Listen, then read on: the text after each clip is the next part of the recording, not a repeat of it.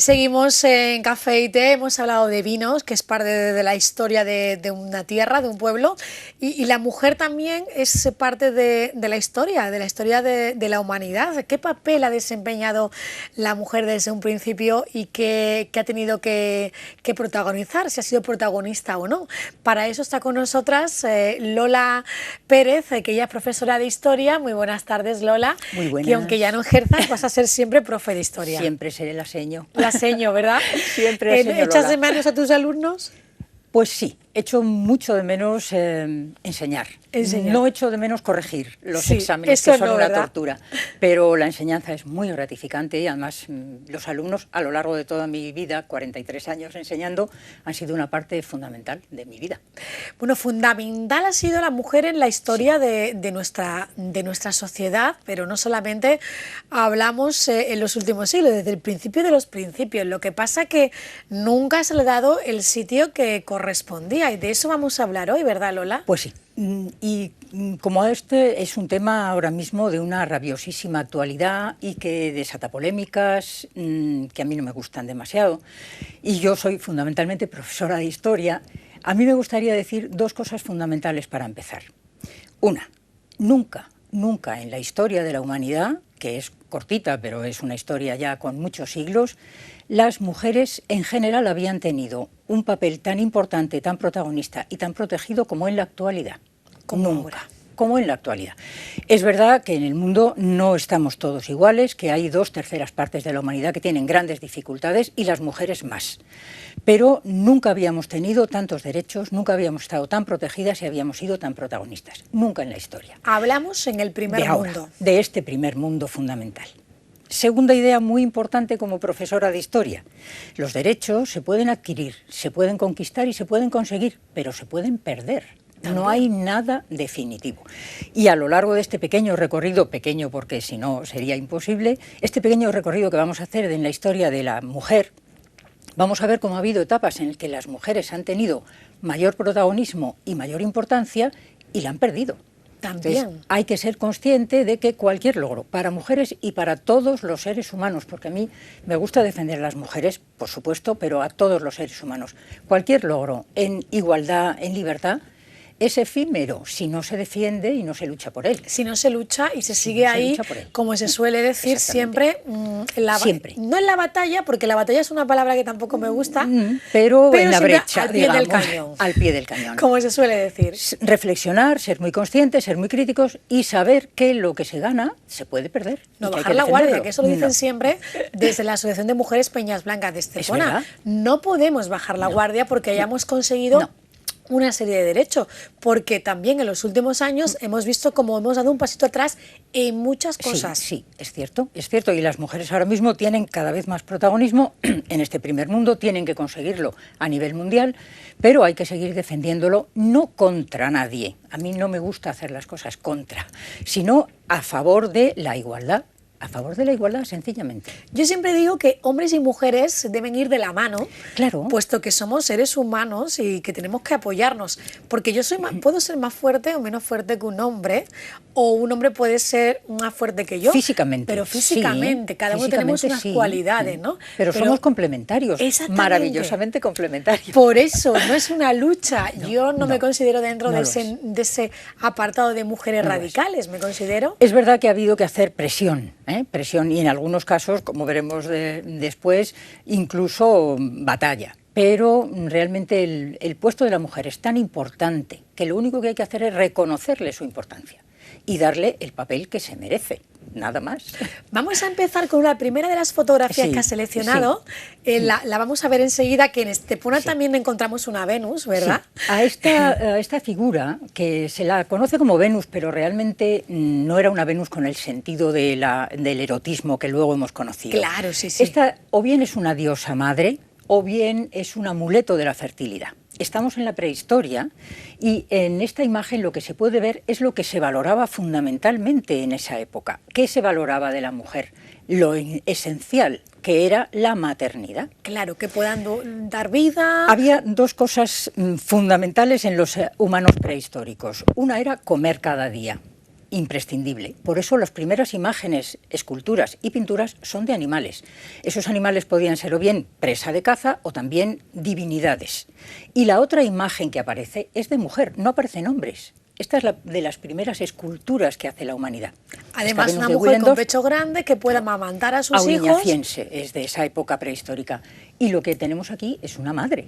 Es una madre. Una madre, una diosa madre, que eran las diosas madre primitivas, o bien un amuleto de la fertilidad, porque es pequeñita y probablemente podían llevarla colgada. Colgada. Era fundamental. Ahí lo vemos, mira. Si un grupo no se reproducía y no comía, no había nada que hacer, se extinguía. Entonces, en esta primera etapa, en esta prehistoria de la humanidad, la mujer tuvo un papel muy importante. No es cierta esa imagen el de las cavernas con la tía tirándole del pelo. No parece. Eso es de las películas. No. La dificultad de la vida en aquella época era inmensa. Digamos que había un solo poder, que era el de la naturaleza. Y los humanos tenían que ir sorteando los enormes peligros de la naturaleza a base y reproducirse simplemente teniendo muchos niños y pudiendo comer cuando podían comer.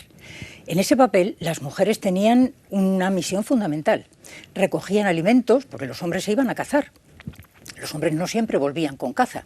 Las mujeres eran las recolectoras y eran las que las que cuidaban los niños. Las mujeres se pasaban prácticamente toda su vida adulta embarazadas. Claro, embarazadas. Pero era una vida durísima. La esperanza de vida media en la prehistoria no superaba los 25 años. Los 25. Una mujer de 20 años era una matriarca, con numerosa descendencia. Un cazador jefe no tenía más de 20 años. Entonces era una vida tremendamente dura. Pero ahí las mujeres tenían ese papel fundamental. El de dar la vida y el de cuidadoras. Y seguramente, aunque no hay nada escrito, eran tan importantes casi, tan importantes como los hombres, porque dependía todo de ellas, igual que dependía todo de los cazadores. ¿Cuándo empezaríamos a cambiar? Pues verás. Vamos a ver, porque es completamente lógico cuando se analiza. Primero, la humanidad vivía simplemente de la naturaleza. La naturaleza era la tirana y la madre. Pero probablemente las mujeres descubren la posibilidad de controlar la naturaleza. Descubren la agricultura, que la descubrieron las mujeres, porque eran ellas las que iban recolectando frutos, las que iban recolectando semillas, claro, se daban cuenta. Y las que observaron semillita que cae, plantita que crece.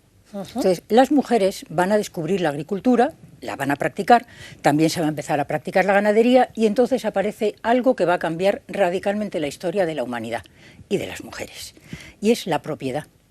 Los hombres pasaron, la humanidad pasó de no tener nada, de estar en manos de la naturaleza, la cueva, el cachito de piel con el que se cubrían, a tener propiedades. Eran de todos en principio, pero ya había animales, había cosechas. Claro, estaba la tierra donde cultivaba y este trocito es mío, exacto, no me lo quites. Esto es mío, aquí tengo yo las cestas con las semillas que he recolectado, aquí tengo la cabra o el animalito, y en el momento en que aparece la propiedad, aparece el robo. Tú tienes una propiedad, pero los de la tribu vecina han perdido esa propiedad o no han cosechado nada ese año, y entonces empieza a aparecer el deseo de la propiedad de otro. Y aquí nos perdimos. ¿Por qué? ¿Quién tiene fuerza para defender? Las mujeres no. Las mujeres seguían estando embarazadas prácticamente toda su vida, somos menos veloces, menos fuertes. ¿Quién tiene verdadera fuerza física para ejercer la defensa? El hombre. Por lo tanto, ya empezó a nacer que el hombre era superior. Exacto. Porque se podía defender de ataques. Era el que protegía. Entonces va a cambiar la sociedad de una sociedad matriarcal, en que las mujeres habían tenido ese papel protagonista, a una sociedad patriarcal. Y en eso seguimos, querida. Seguimos ahí, vamos con la siguiente fotografía. Ahí seguimos. Que nos lleva hasta Egipto. Sí. De las civilizaciones antiguas, en la que mejor situada estuvo la mujer, dentro ya de esa sociedad absolutamente patriarcal, fue en Egipto. Incluso llegó a haber reinas, incluso llegó a haber faraonas. Faraonas en el sentido de que eran ellas las que tenían el poder como si fueran un hombre. ¿Y ella es? Y esta es Hatshepsut. Hatshepsut. Oye, pues ya importantísima reina de la dinastía 18, o sea, tardía, no es del principio. No. Pero en Egipto es verdad que las mujeres podían tener propiedades.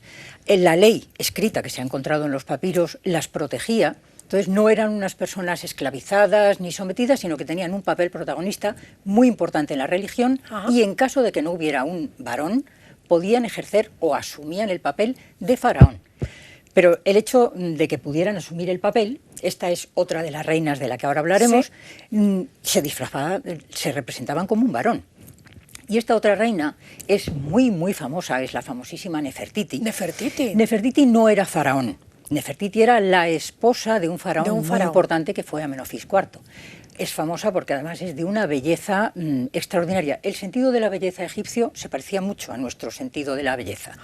Y Nefertiti, aparte de este busto maravilloso, parece ser que cuando muere su esposo, asumió el papel de faraón, pero no hay certeza absoluta. Y yo quería preguntarte, Lola, ¿por qué crees que en Egipto la mujer tenía un papel importante dentro de la sociedad? Porque se le reconocía su importancia como administradora de la casa. Para los egipcios la casa era fundamental.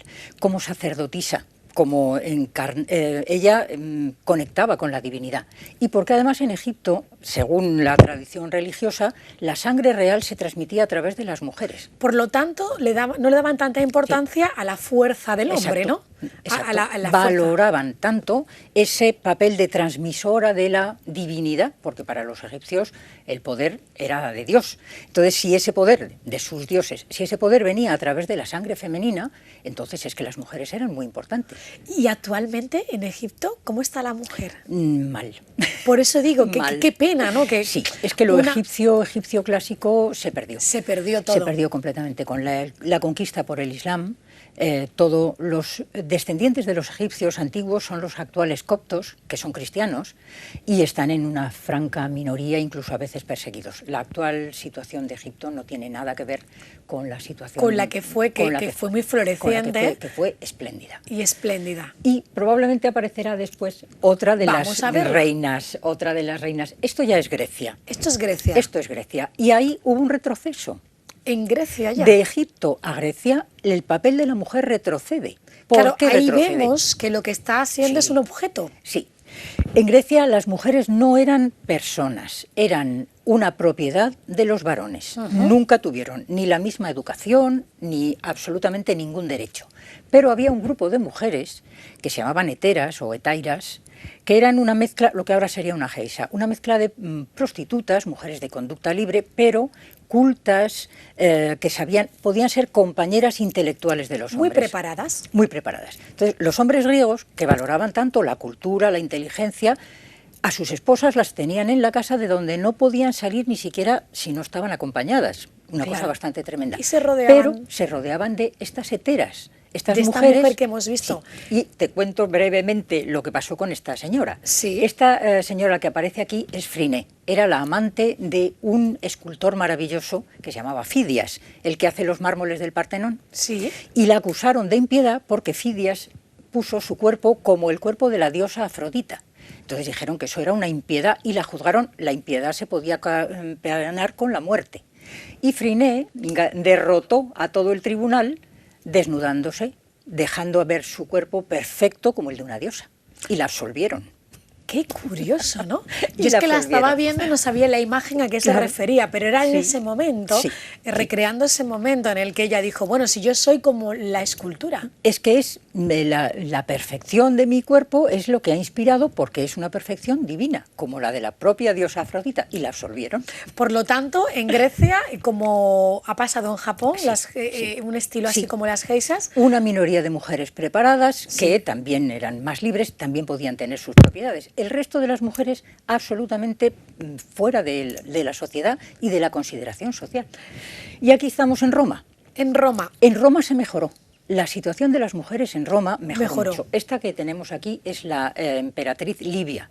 Livia Drusila, la esposa durante 50 años del famosísimo emperador Augusto. Y en Roma las mujeres, aunque también la sociedad romana no les permitía participar en la vida pública, nunca podían ser políticas, pero sí les permitieron tener propiedades, sobre todo a partir del imperio, a partir del siglo I. Y Livia Drusila fue un ejemplo de matrona romana. Su papel era el hogar. Pero ese hogar, sobre todo en las clases altas, eran servicio, había que hacer los tejidos, entonces era una pequeña empresa. Y estas mujeres eran verdaderas empresarias. De hecho, en Italia siempre está muy bien lo de la mamma italiana, ¿no? Muy bien Sí, valorada, sí, como sí. la que sustenta a la familia, la que une a la familia. Realmente era nexo. el pilar del hogar, porque el hombre pilar. hacía una vida pública muy importante, pero la mujer estaba valorada. No dependía de su marido, por ejemplo, Sí. existía una ley del divorcio, existían leyes escritas que impedían el maltrato a las mujeres. Entonces, en Roma, aunque la sociedad es claramente patriarcal también, el papel de la mujer en Roma fue un papel socialmente muy valorado.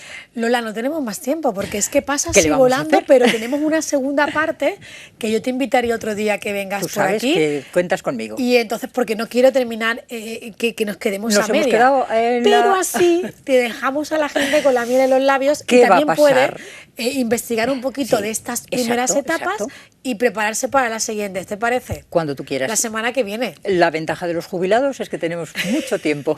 Pues eso me encanta, me voy a rodear de jubilados que además de los que voy a aprender muchísimo, muchísimo y contigo No lo dudes, mucho más. jubilados jubilosos, ¿eh? Sí, jubilosos. Gracias por acompañarnos, Lola. Muchísimas gracias a ti por invitarme. Nosotros vamos a hacer una pequeña pausa y volvemos con otro tema para terminar el programa. No se lo pierdan.